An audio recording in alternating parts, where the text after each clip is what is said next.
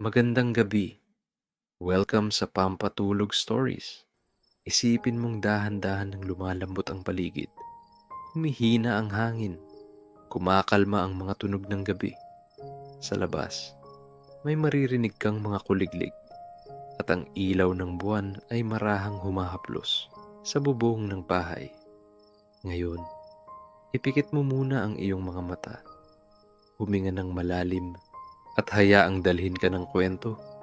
Pabalik sa mga panahong simple lang ang lahat. Panahong gigising ka sa tilaok ng manok, lalakad sa damuhan na may hamog, at ngingiti sa amoy ng bagong sinaing sakalan.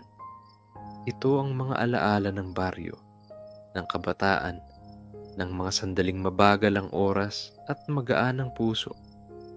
Mga hapon ng laro, mga umagang may poso, at mga gabing nakahiga sa banig habang pinagmamasdan ng bituin. Sa gabing ito, samahan mo akong muling balikan ang mga sandaling iyon, mga sandaling tahimik, payapa, at parang yakap ng hangin. Kaya huminga ka, humikit, at hayaang dalhin ka ng aking tinig sa mundo ng alaala, kung saan ang bawat tunog ay himig ng kabataan, at bawat kwento ay paanyaya sa isang mahimbing na tulog. Madaling araw pa lang, tila ginigising na ng lamig ng hamog ang buong baryo. Unti-unti nang nagliliwanag ang langit at mula sa bintana ng aming maliit na bahay, tanaw ko ang manipis na usok na lumalabas mula sa mga bubong, mga palatandaang nagsisimula na ang araw sa probinsya. Sa di kalayuan, maririnig ang tilaok ng tandang, kasabay ng mga tahol ng aso at mahinang kaluskos ng mga dahon ng niyog. Ako si Lito, bata pa noon, at sa tuwing nagigising ako ng ganitong oras, may kakaibang saya sa dibdib. Parang tuwing umaga ay may bagong kwento ang hangin. Nasanay na akong bumangon ng maaga, dala ang 2 timba at tahbo. Sa baryo namin, ang tubig ay galing sa poso, at ang sino mang unang makapila roon ay tila panalo na sa buong araw. Habang naglalakad ako sa makipot na daan, naririnig ko ang mga yabag ng iba pang nag-iigip. May halakhak, may kantsawan, at may ingay ng posong sumisirit ng tubig. Ang bawat patak na bumabagsak sa batya ay parang musika ng umagang buhay at payapa. Sa bawat hakbang ko, naamoy ko ang sariwang damo at ang simoy ng hanging malamig na may halong amoy ng kahoy na sinusunog sa kalan. Sa ganitong mga umaga, tila bumabati ang buong baryo, at sa bawat patak ng tubig mula sa poso, parang unti-unting nagigising ang simpleng mundo namin. Puno ng sigla, tahimik, at payapa. Maaga ka ngayon, Lito, sigaw ni Aling Marta habang sinasabay ang pagbuga ng poso. Ngumiti ako habang itinatabi ang timba ko. Opo, tiya. Baka maubusan ng tubig mamaya, sagot ko. Sa pila ng poso, halos kalahati ng baryo ay naroon na. May mga batang kakagising lang, nakatali pa ang buhok ng mga babae, at may mga nanay na may dalang tahabot batya. Sa bawat pagtaas at pagbaba ng bakal na hawakan, may tunog na parang lumang musika. Kliik, kliik, sabay buhos, kasabay ng lagaslas ng malamig na tubig na tumatama sa batya. May mga kwento ring dumadaloy sa pagitan ng bawat timba. Uulan daw mamaya, sabi ni Mang Dado, habang nag-aayos ng hose. Buti naman, matagal-tagal na ring tuyo ang sapa, sagot ni Aling Nena na nagkukuskus ng tabo. Ang mga bata naman, abala sa paglalaro ng bulag gamit ang sabon. Ang ilan, nag-aagawan sa pila, nagtatawanan, at minsan ay nagbabasaan ng tubig. Sa tabi, naririnig ang mahinang pag-awit ng radyo mula sa bahay ni Tatay Ruel. Balita sa umaga, sinasabayan ng sipol ng hangin. Pagkatapos kong mapuno ang 2 timba, pinasan ko ito at naglakad pa uwi. Sa bawat hakbang, tumutulo ang tubig sa gilid, nagiiwan ng bakas sa alikabok na daan. Pagdating sa bahay, Naamoy ko agad ang sinaing sa palayok at ang bagong gising na amoy ng bahay. Halo ng kahoy, kape, at araw na sumisilip sa bintana.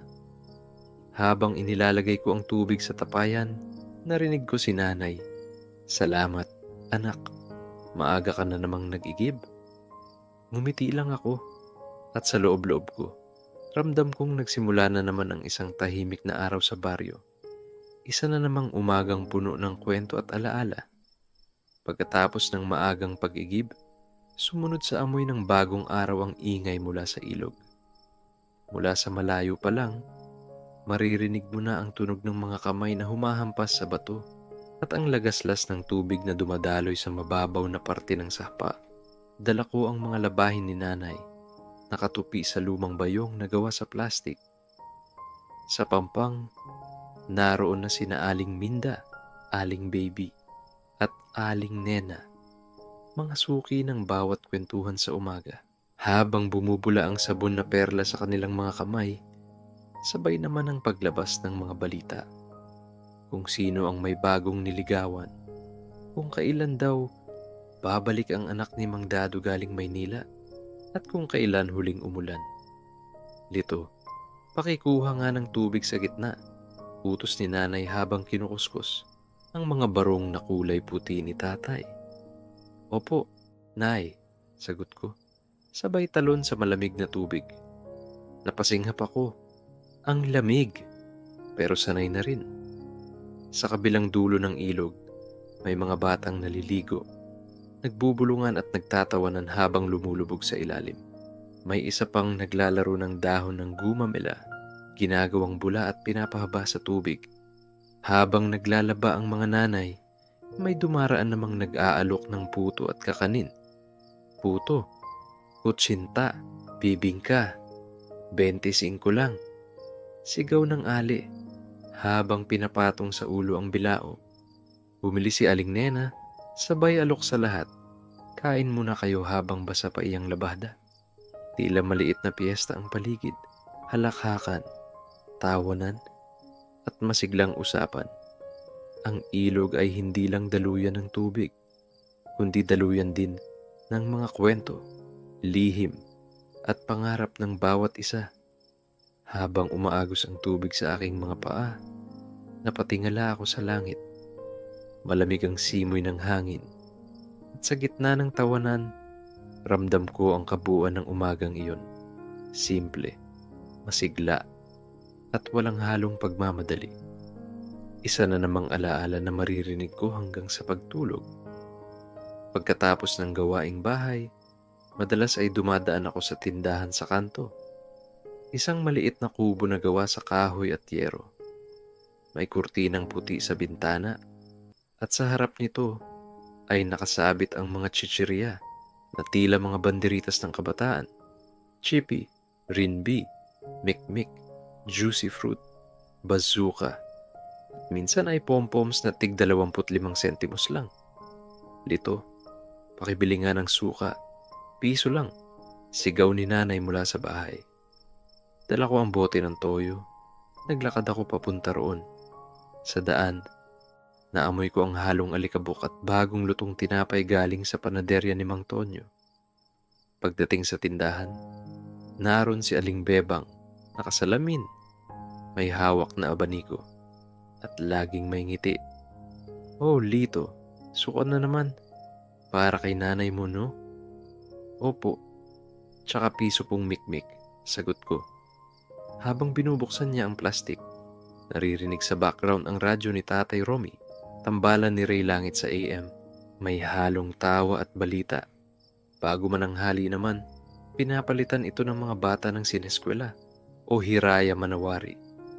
Gamit lang ang maliit na TV na minsan ay nawawalan ng signal. Sa tabi ng tindahan, may 3 batang nakaupo sa bangkito. Hinihintay ang bagong dating na text, pog at plastic balloon. "Sino gusto ng palitan?" tanong ng isa, habang ipinapakita ang kartang may paboritong anime. "May bagong Ghost Fighter ako," sigaw ng isa pa. May dumaan ding batang bumibili ng sigarilyo para kay tatay niya. Isang stick lang po ng hope, mahina niyang sabi. Ngumiti si Aling Bebang. Oh, ayan. Oh, huwag mo lang gagalawin, ha? Ang hangin sa paligid ay may halong amoy ng kape at asukal, at ang tunog ng bawat baryang umuugong sa kahong lata ay parang musika ng kabataan sa kanto ng aming baryo. Ang tindahan ay hindi lang bentahan ng paninda. Ito rin ang puso ng bawat umaga, kung saan nagtatagpo ang kwento ng lahat. Kapag tapos na ang mga gawaing bahay at nagsisimula ng magdilim ang paligid, doon naman nagigising ang ibang yugto ng aming araw, ang oras ng laro. Sa gitna ng kalye, kung saan dumadaan lang minsan ang tricycle, nagtitipon kaming mga bata.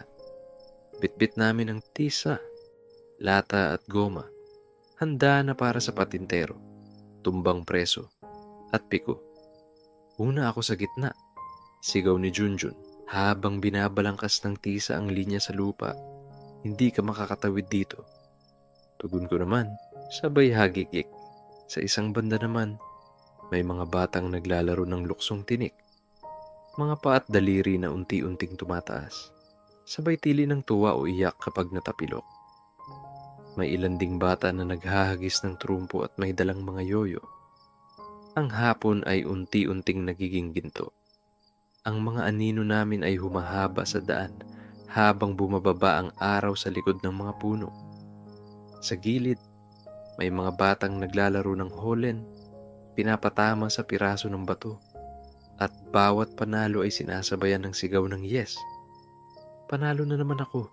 Sa di kalayuan, may grupo ring nagtataguan sa pagitan ng mga bakod at punong mangga. Isa, dalawa, tatlo, tago na kayo. Sigaw ng taya, sabay takip ng mata. Ang iba, nagtatawa ng nagtatago sa ilalim ng papag o sa likod ng drum ng tubig. Minsan sa gabi, pag walang tao sa bahay ay ginagawa nilang horror house. Ang bahay pinapatay ang mga ilaw at saka isa-isang papasok na may tao sa loob na manggugulat. Hanggang sa marinig na namin ang sabay-sabay na sigaw ng mga nanay mula sa kani-kanilang bahay. Pumasok na kayo. Gabi na. May lamok na. Isa-isa kaming nagsilabasan mula sa tagwan, pawis at putik sa damit. Pero masaya. May ilan pa ring ayaw umuwi. Mga batang matitigas ang ulo. Nagtatawanan pa habang nagtatago sa dilim. Ang ilan, nagmamadaling pumasok, pero lingon pa rin ng lingon. Para bang ayaw bitawan ng araw. Habang lumulubog ang huling sinag ng araw at unti-unting pumapalit ang mga kuliglig, humihina ang ingay ng baryo. Pero sa loob-loob ko, alam kong bukas, sa parehong oras, babalik na naman kami sa kalsadang iyon. Maglalaro, magtatawanan, at muling magpapaikot sa simpleng ligaya ng kabataan. Hapon na, at ang hangin ay tila may dalang tawag. Banayad, malamig, at may amoy ng bagong tabas na damo. Sa malawak na bukid sa likod ng baryo, nagsimula ng magtakbuhan ang mga bata. Hawak-hawak ang kanilang saranggola na gawa sa tingting, sinulit, at plastic bag na pinagtagpi-tagpi. Handa na ba kayo? Sigaw ni Dodong habang hinahawakan ang buntot ng kanyang saranggola na may guhit na parang araw. Sandali lang. Sumasabit pa yung sinulid ko. Sagot ni Junjun. Sabay tawa. Pagbugso ng hangin, isa-isa nilang pinakawalan ng mga saranggula. Lumipad dito pataas, sumasayaw sa bugso ng hangin. Nagtatagisan kung sino ang mas mataas. Ang langit ay napuno ng mga kulay, pula, asul, dilaw, at mga plastic na may marka ng grocery. Sa bawat hila ng sinulid, may halakhak na humahalo sa hangin. Ang ilan naman, nakayapak, tumatakbo sa basang lupa. Sa bawat hakbang may putik na tumatalsik sa kanilang mga binti. Pero wala ni isa ang nagrereklamo. Sa kanilang mukha, puro tuwa at pagkamangha. Sa tabi ng pilapil, may batang naglalaro ng dahon ng gumamela. Nilalamas niya ito. Hinahaluan ng tubig, sabon at hinihipan hanggang sa lumabas ang makintab na bula. Tingnan niyo, parang ulap, sigaw niya, sabay tawa ng iba. Habang palubog na ang araw, nagiging kulay kahilang langit. Ang mga saranggola ay dahan-dahang bumababa. Sinasalo ng mga kamay na pagod pero masaya. Amoy lupa, amoy hangin, at amoy pagkabata. Sa dulo ng bukid, may nananatiling isang saranggola na ayaw pang bumaba. Tila ayaw ring matapos ang masayang hapon. At sa katahimikan ng dapit hapon, ang langit ay nagmistulang larawan ng kabataan, malaya, makulay, at payapa. Sa gitna ng maliit na sala, nakapatong sa lumang labisita ang radyo. Medyo kalawangin na ang gilid, pero maayos pa rin ang tunog. Dito, umiikot ang hapon ng pamilya. Sa isang bandehado, may minatamis na saging na may konting arnibal, habang sa tabi naman ay nilagang mais na iniihip pa para lumamig sa bawat kagat. Sabay din ang pakikinig sa mga paboritong programa sa AM station. Magandang tanghali po mga kababayan. Boses ng announcer na parang kapitbahay lang kung magsalita. May halong tawa at balita, minsan drama, minsan kwento ng pag-ibig o misteryo. Sa bawat linya, parang humihinto ang oras. Si tatay ay nakasandal sa silya, hawak ang tasa ng kape, habang si nanay ay patuloy lang sa pananahi o paglalaba ng mga pinong tela. Ang mga bata naman ay nakaupo sa sahig, abala sa paghihintay ng kanilang paboritong palabas sa telebisyon. Hiraya Manawari, Sineskwela, at Once Upon a Time kapag linggo. Minsan din ay hinihintay nila ang anime sa hapon, Voltes 5, Ghost Fighter, Shider, o Slam Dunk. Pero habang di pa nagsisimula, radyo muna ang bida. Sa labas, may maririnig na kuliglig. Minsan aso, minsan hampas ng hangin sa yero. Sa loob ng bahay, tanging tinig ng radyo at mahihinang tawa ng pamilya ang umaalingaw-ngaw. May kakaibang init ang mga gabing iyon. Walang cellphone, walang internet, pero puno ng kwento at samahan. Ang bawat huni ng radyo ay parang kasabay ng tibok ng kanilang mga puso. At kapag nagsimulang bumagal ang boses ng announcer, tanda ng pagtatapos ng programa, maririnig ang sabay-sabay na paghinga ng mga bata. Isa-isa silang tatayo, maghihilamos, at hahanda na sa hapunan. Pero bago tuluyang isara ang radyo, may isa pang mahinang tugtog, lumang kundiman, na magpapaalala na tapos na ang araw at isa na namang tahimik na gabi ang dahan-dahang dumarating. Sa panahon na bihira pa ang may sariling TV, ang bahay ng kapitbahay na may antena o Betamax ay parang sinehan ng buong barangay. Tuwing gabi, pagkatapos maghapunan, nagtitipon ang mga bata. May dala pang maliit na banig o silya, pero kadalasan ay nakatayo lang sa labas ng bintana, nakasilip sa liwanag ng lumang TV. Uy, patay na si kalaban. Sigaw ng isa, sabay hiyawan ng iba. Kapag may nakakatawang eksena, sabay-sabay din ang halakakan. At kapag may suntukan o habulan, para bang lahat ay kasali. May nagtatakip ng mata, may tumatalon sa tuwa, at may sumisigaw ng ayan na, kahit alam nang lalabas ang bida. Ang tunog ng bentilador at amoy ng nilagang saging o mais mula sa kusina ng kapitbahay ay parang dagdag na props sa palabas. Minsan, kapag Betamax ang palabas, pakiramdam ng mga bata ay nasa sinehan sila. Batang X, Magic Temple, Sesame Street o Rambo, kahit madalas ay putol-putol dahil na luma na ang tape. Sa labas ng bahay, may mga batang nakaupo sa bangketa, nakatingala, habang pinapalay ng hangin ang mga dahon ng niyog sa itaas. Lahat ay tahimik kapag tumutugtog na ang closing song ng palabas. At kapag natapos na, isa-isang magpupunas ng pawis ang mga bata. sabay-sabay na maglalakad pa uwi sa madilim na kalsada. Ang mga alitaptap at ilaw ng poste ang tanging gabay nila. May kwentuhan pa ng mga eksena habang naglalakad. Grabe, ang galing ni Rambo. O buti pa sila may Betamax. Tahimik na naman ang paligid. Pero sa puso ng bawat bata, buhay pa rin ang mga eksenang pinanood nila. Mga sandaling simple lang, pero puno ng saya, samahan, at alaala ng kabataan sa baryo. Bisperas pa lang ng pista, ramdam mo na agad ang saya sa buong baryo. Mula sa kanto, umaalingasaw na ang amoy ng kare-kare at pansit bihon, halong amoy ng tuyo, bawang, at bagong linis na kaldero. Ang mga nanay, abala sa kusina, may hawak na sandok at may ngiti sa labi, habang nagluluto para sa mga bisita kinabukasan. Sa kalsada, nakasabit ang makukulay na banderitas na kumakampay sa hangin. Ang mga bata, nakatingala at nag-aagawan kung sino ang makakahawak sa dulo ng tali. Ang ganda, parang fiesta sa TV. Sigaw ng isa.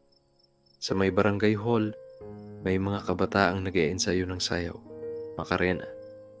Habang ang tunog ng lumang speaker ay minsan sablay pero masaya pa rin. Sa kanto, maririnig ang karaoke. May isang tatay na sintonado pero ganado. May way na naman ang kinakanta. At lahat ay pumapalakpak kahit sumablay sa tono. Katabi niya, may mga nagiinuman ng malamig na serbesa, nagtatawanan, habang ang mga bata ay nagtatakbuhan sa paligid. Sa gilid ng kalsada, may batang naglalako ng ice candy. 10 piso tatlo. May lasa ng Milo, mangga at buko. May isa namang nagbebenta ng panutsa. Sumisigaw ng panutsa. Mainit pa.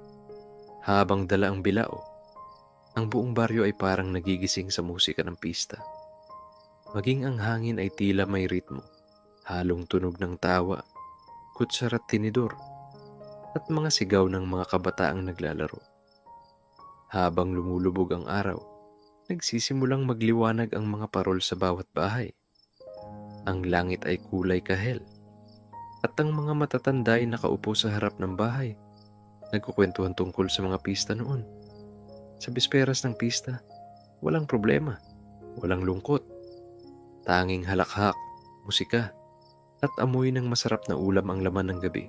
Tanda ng buhay na simple, masaya, at puno ng alaala. Isang araw kumalat sa buong baryo ang balita. May bagong bukas na computer shop sa bayan. Ang mga batang dating naglalaro ng piko at tumbang preso ay biglang napalingon sa isa't isa. Ano yung computer? Tanong ng isa. Habang ang iba na may nagtatakang parang may bagong planeta silang kailangang tuklasin. Kinabukasan, sa eskwela, iyon na ang paksa ng usapan. Sabi nila, may laro doon na si Mario, tumatalon sa tubo. Kwento ni Lito, sabay tawa. Ang mga mata ng mga bata ay kumikislap, punong-puno ng pananabik. Kaya pagkatapos ng klase, halos sabay-sabay silang naglakad papunta sa bayan. Bit-bit ang tig-1 piso o 2 barya. Pinag-ipunan mula sa hindi pagbili ng candy o mikmik. Pagdating nila, amoy agad ang bagong aircon at tunog ng mga click-click ng joystick. Sa screen, may maliit na lalaking may pulang sombrero, tumatalon, kumukuha ng kabute at tumutunog ng ting. Ting! Ting! Bawat beses na makakakuha ng barya, para bang himala. Wow, ang galing! Sigaw ng isa. Ang bawat segundo ay puno ng hiwaga. Hindi nila alam kung paano kontrolin. Pero tuwing matatalo, gusto agad subukan muli. Parang bagong uri ng laro na hindi kailangang tumakbo o madumihan. Pag-uwi, bit-bit pa rin ang tuwa. Tay, may nakita akong laro sa computer. Si Mario, tumatalon sa tubo. Buong siglang sabi ng bata. Si tatay natawa lang at umiling. Ay naku, iba na talaga ang panahon ngayon. At sa gabing iyon, habang nakahiga sa banig, iniisip ng bata, Ang mga imaheng nakita, mga tubo, kabuti, at bituin, isang bagong mundo ang nabuksan, tahimik, maliwanag, at puno ng pangarap ng batang lumaki sa baryo. Noong panahong wala pang cellphone, ang liham ang tanging tulay ng pagkakaibigan. Isang hapon, habang nagwawalis sa bakuran, may dumating na kartero, nakasombrero, pawisan, ngunit may ngiti sa labi. May sulat para sa iyo, sabi niya, sabay abot ng sobre na may kulay asul at pulang guhit sa gilid. Agad kong kinuha iyon, may kaba at tuwa sa dibdib. Sa harap ng sobre, nakasulat ang pamilyar na pangalan ng kaibigan kong nakilala sa isang palitan ng sulat sa paaralan, galing pa sa kabilang probinsya. Maingat kong binuksan at naamoy ko agad ang tinta ng ballpen. May halong amoy ng papel na medyo luma. Kamusta ka na riyan? Sabi ng unang linya. Dito. Madalas pa rin akong manood ng sineskwela at naglalaro pa rin kami ng Chinese garter sa hapon. Habang binabasa ko ang bawat salita, tila naririnig ko ang boses niya. Malinaw, masigla, at puno ng kwento. Sa dulo ng liham, may iginuhit siyang maliit na bulaklak at isinulat. Balang araw, sana magkita tayo sa Maynila. Huwag mong kalimutang sumulat ulit. Ngumiti ako. Agad kong kinuha ang aking papel at pluma at sinimulan kong isulat ang sagot. Mabagal, maingat, bawat titik ay puno ng emosyon. Habang ang hangin ay dumadampi sa bintana, ramdam ko ang kakaibang saya ng pakikipagkaibigan sa pamamagitan ng tinta at papel. Sa bawat liham, parang may dumadalaw na alaala, tahimik ngunit totoo at nagiiwan ng init sa puso. Matapos ang mahabang buhos ng ulan, unti-unting sumisilip ang araw mula sa ulap. Basa pa ang mga dahon ng bayabas at ang amoy ng lupa ay napakahalaga. Amoy ng sariwang simula. Sa mga kalsadang putikan, makikita ang mga batang walang tsinelas, nagtatawanan habang naglalaro ng tubig sa kanal, pinapaanod ang bangkang papel, at hinahabol parang walang pakialam sa mundo. Mula sa di kalayuan, maririnig ang pamilyar na sigaw. Taho! Kasunod naman ay ang lalaking may bilao ng mainit na pandesal. Pandesal! Mainit pa.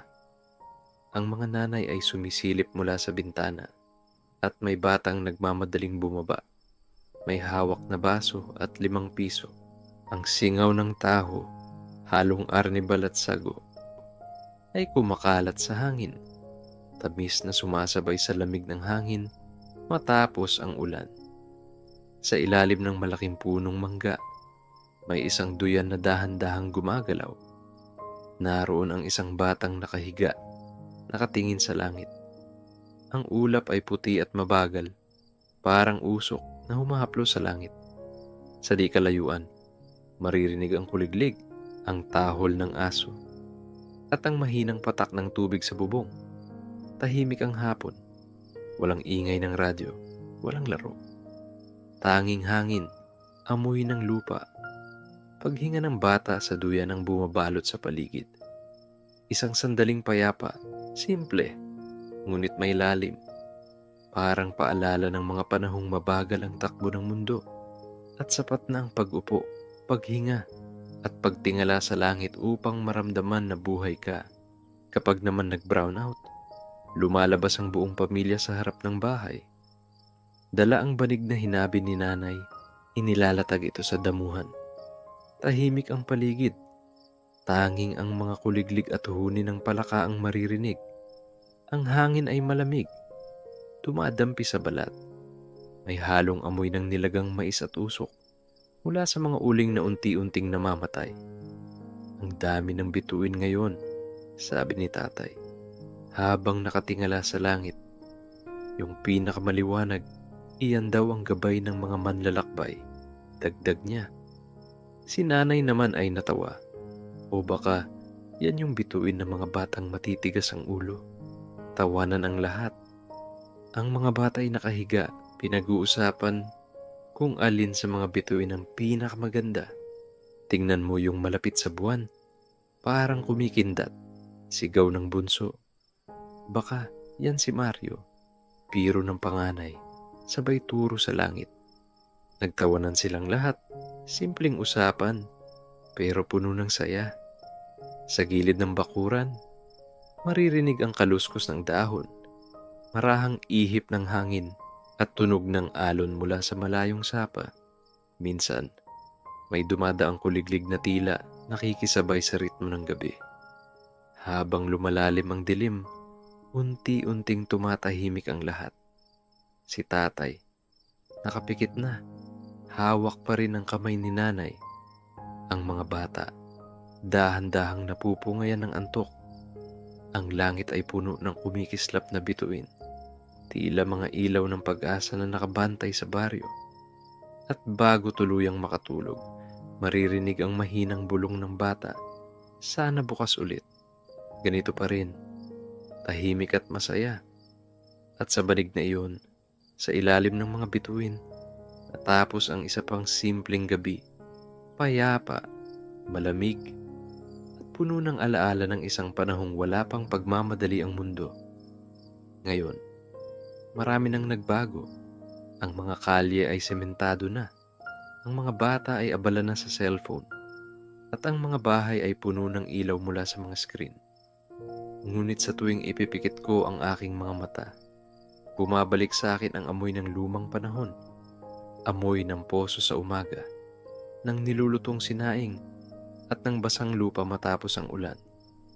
Naalala ko pa ang ingay ng radyo ni tatay, ang tawa ni nanay habang naglalaba sa ilog, at ang mga tawanan naming magkakaibigan sa ilalim ng punong mangga.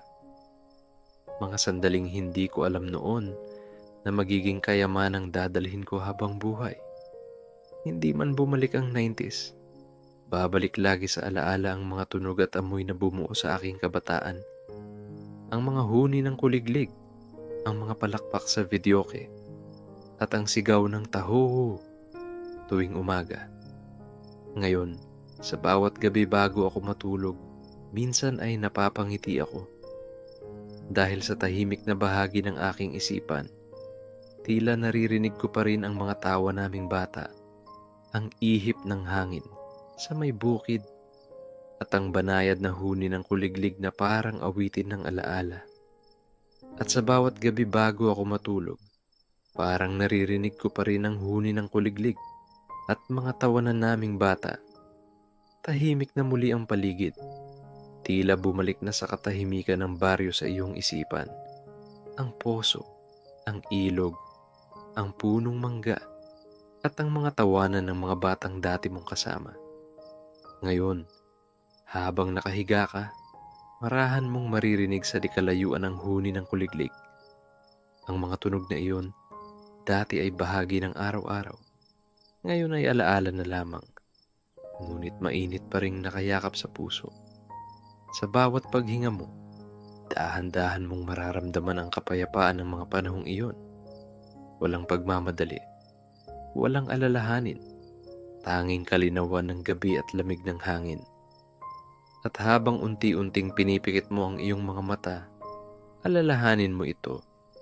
Ang mga alaala ay parang mga bituin.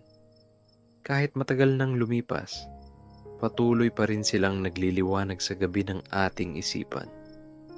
Kung nagustuhan mo ang kwentong ito, huwag mong kalimutang mag-like, mag-share, at mag-subscribe sa ating munting pahina. Dito, gabi-gabi tayong maglalakbay sa mga kwentong puno ng lambing, alaala, at katahimikan. Kaya hayaan mong yakapin ka ng katahimikan. Matulog ka na. At sa bawat gabi bago ka matulog, maririnig mo pa rin ang huni ng kuliglig at mga tawanan ng iyong kabataan. Magandang gabi.